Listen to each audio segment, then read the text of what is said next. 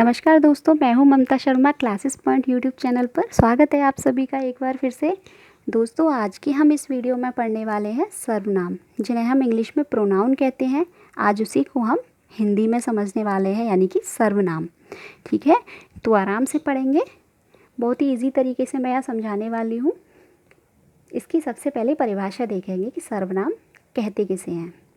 तो देखेंगे, जो शब्द संज्ञा के स्थान पर प्रयुक्त किए जाते हों वे सर्वनाम कहलाते हैं। यानी जिन शब्दों का प्रयोग हम संज्ञा के स्थान पर करते हैं उन्हें क्या कहते हैं? हम उन्हें सर्वनाम कहते हैं। जैसे मैं, वह, तुम, कौन, जो इत्यादि। यानी बहुत सारे शब्द ऐसे होते हैं जिन्हें हम संज्ञा के स्थान पर प्रयोग करते हैं। अब दूसरी बात आती है दोस्तों, इसके भेद, यानी सर्वनाम के भेद कितने होते हैं। तो सर्वनाम के 6 भेद होते हैं।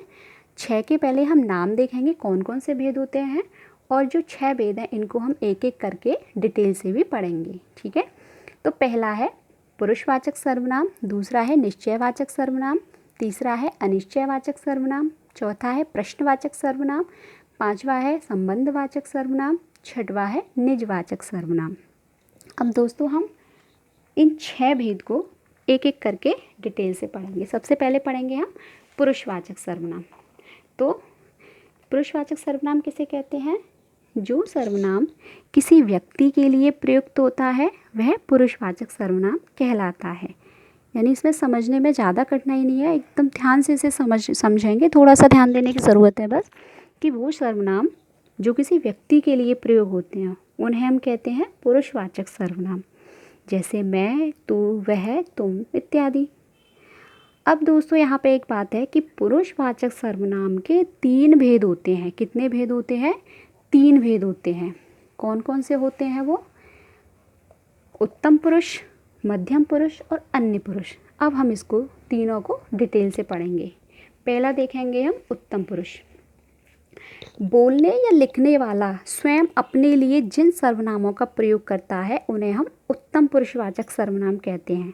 ठीक है, यानी जो बोलता है या भी लिखता है वो अपने लिए जिन शब्दों का प्रयोग करता है, यानी जिन सर्वनामों का प्रयोग करता है वो खुद के लिए करता है वो, तो उनको क्या कहते हैं? उत्तम पुरुषवाचक सर्वनाम। ठीक है, जैसे मैं, मेरा, वह, मुझको, मुझे, हम, हमारा इत्यादि। अब दूसरा है दोस्तों मध्यम पुरुष।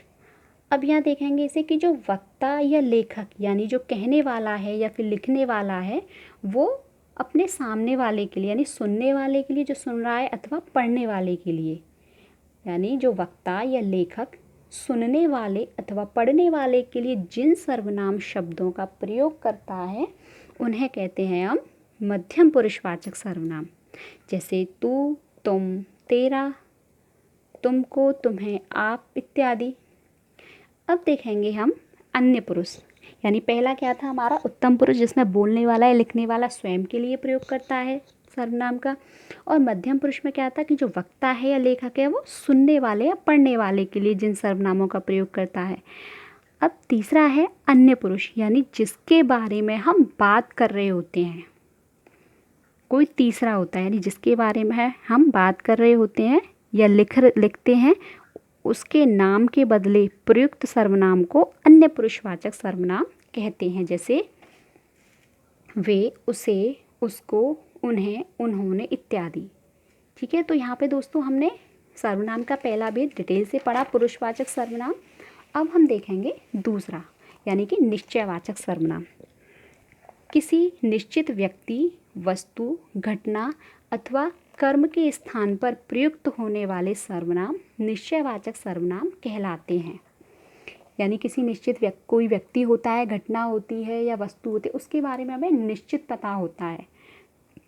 अर्थात अगर दूसरे शब्दों में हम इसे समझें कि जो सर्वनाम किसी निश्चित व्यक्ति या वस्तु की ओर समीप या दूर से संकेत करते हैं, किसी वस्तु या किसी व्यक्ति की ओर निश्चित संकेत करते हों, वो कहलाते हैं हमारे निश्चयवाचक सर्वनाम। ठीक है, उदाहरण से समझेंगे। गीता का विद्यालय यह नहीं, वह नहीं, यह है। यानी हमें निश्चित का बोध हो रहा है, यानी उसे पता है कि उसका विद्यालय वह नहीं है, वह नहीं है, यह है। तो हमें निश्चित पता है कि यह विद्यालय गीता का है, वह नहीं है, यह है। जैसे यह नीरज का भाई है, भाई हो सकता है या भाई होगा ये नहीं, हमें निश्चित पता चल रहा है कि यह नीरज का भाई है। तो कहने का मतलब ये है, जहाँ निश्चितता का बोध होता हो, यानी निश्चय पता हो, कोई भी घटना या व्यक्ति या वस्तु का निश्चय ज्ञान हो, वहाँ होता है हमारा निश्चयवाचक सर्वनाम। ठीक है, अगला है अनिश्चयवाचक सर्वनाम। जो सर्वनाम किसी अनिश्चित व्यक्ति या वस्तु के लिए प्रयुक्त होते हैं उन्हें अनिश्चयवाचक सर्वनाम कहते हैं। यानी वहाँ निश्चयवाचक सर्वनाम था, निश्चित पता था, अब यहाँ पर जो है हमें निश्चित नहीं पता, यानी अनिश्चयवाचक है। जैसे कोई दरवाजे पर है, यानी हमें निश्चित नहीं है कि कौन है, कोई भी हो सकता है, क्योंकि हमें उसका पता नहीं है, तो यह अनिश्चय है। जैसे दाल में कुछ पड़ा है, घर में कोई आया है, तुमने कुछ सुना क्या, तुमने कुछ बोला क्या, मैं बाज़ार से कुछ ले लूँगा, है ना, कुछ लोग यहाँ पर आए थे। तो यहाँ पर जो है हमें निश्चित पता नहीं होता है कि क्या है, कितने, मतलब क्या व्यक्ति है, क्या सर्वनाम है, क्या है, किसी के बारे में हमें निश्चित पता नहीं है, लेकिन ये पता है कि हाँ है। यानी निश्चयवाचक में हमें निश्चय पता होता है और अनिश्चयवाचक में हमें नहीं पता होता कि निश्चित क्या है। अब देखेंगे अगला प्रश्नवाचक सर्वनाम। प्रश्नवाचक सर्वनाम वे सर्वनाम हैं जिनका प्रयोग किसी व्यक्ति या वस्तु के संबंध में प्रश्न पूछने के लिए किया जाता है। ठीक है, यानी हम किसी से जब प्रश्न पूछते हैं तो प्रश्नवाचक सर्वनाम का प्रयोग हम करते हैं। कैसे? जैसे हम शब्दों को देखेंगे, कौन, क्या, किसने, किसे आदि। उदाहरण से समझेंगे, कौन आया है, भाई जब हम किसी से प्रश्न करते हैं तो प्रश्नवाचक शब्द से ही तो पूछेंगे किसी से, तो क्या होगा, वहाँ प्रश्नवाचक सर्वनाम होगा। यानी प्रश्नवाचक सर्वनाम वो सर्वनाम होते हैं जिनका प्रयोग हम किसी व्यक्ति या वस्तु के संबंध में प्रश्न पूछने के लिए करते हैं, है ना, वो सर्वनाम क्या कहलाते हैं, वो प्रश्नवाचक सर्वनाम कहलाते हैं। जैसे तुम क्या खा रहे हो, पानी किसने मंगवाया, घर पर कौन आया है ना। तो इस तरीके से अब देखेंगे छठवां संबंधवाचक सर्वनाम। वाक्य में आए व्यक्तियों या वस्तुओं के साथ संबंध बताने के लिए संबंधवाचक सर्वनाम का प्रयोग होता है। यानी किसी व्यक्ति या वस्तु का जब संबंध बताया जाता है तो क्या होता है, वहाँ संबंधवाचक सर्वनाम होता है। जैसे जो बोएगा वही काटेगा। अब यहाँ संबंध बताया जा रहा है ना कि वो जो बोएगा किसका संबंध है, वही काटेगा, ये दोनों में संबंध है। जैसे जिसकी लाठी उसी की भैंस, है ना, जिसकी लाठी उसकी भैंस। जो परिश्रम करेगा वही सफल होगा। यानी हमें वाक्य में जब कोई व्यक्ति या वस्तु का वर्णन होता है तो उन दोनों में संबंध जब बताया जाता है तो संबंध बताने के लिए हम जिन शब्दों का प्रयोग करते हैं वो संबंधवाचक सर्वनाम कहलाते हैं। जो, वे, वही, उसकी, है ना।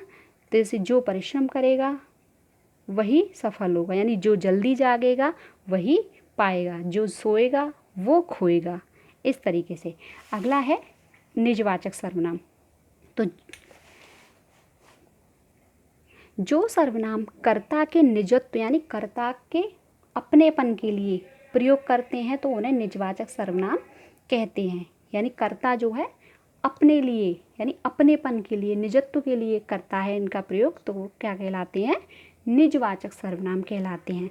उदाहरण से समझेंगे, मैं स्वयं यह कार्य कर लूँगा, वह खुद ही पढ़ेगा, तुम लोग अपनी पुस्तक पढ़ो। यानी जो करता है, करने वाला है, कार्य को जो करने वाला होता है वो कर्ता होता है, और कर्ता जो है खुद अपने लिए यानी अपनेपन के लिए, अपने निजत्व के लिए इन शब्दों का प्रयोग करते हैं, तो उन्हें कहते हैं हम निजवाचक सर्वनाम।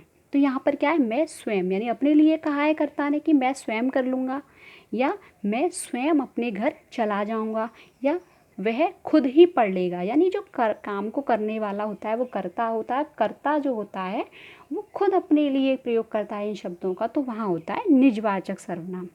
ठीक है दोस्तों, तो मैं यहाँ पे उम्मीद करती हूँ कि आपको मैं सर्वनाम को अच्छे से समझा पाई हूँ। हमने इसके सर्वनाम की परिभाषा समझी, इसके भेद पढ़े, 6 भेद होते हैं और 6 भेदों को हमने डिटेल से पढ़ा। तो दोस्तों आई होप कि मेरी ये वीडियो आपको पसंद आई होगी। तो दोस्तों अगर वीडियो मेरी पसंद आई हो तो प्लीज़ इसे लाइक, शेयर और सब्सक्राइब कीजिए। अगली वीडियो में मैं और भी कंटेंट लेकर आऊँगी जिसको हम ऐसे ही बिल्कुल ईज़ी तरीके से पढ़ेंगे। ठीक है, तब तक के लिए आप सेफ़ रहिए, अपना ध्यान रखिए। मिलते हैं हम अपनी नेक्स्ट वीडियो में। ठीक है।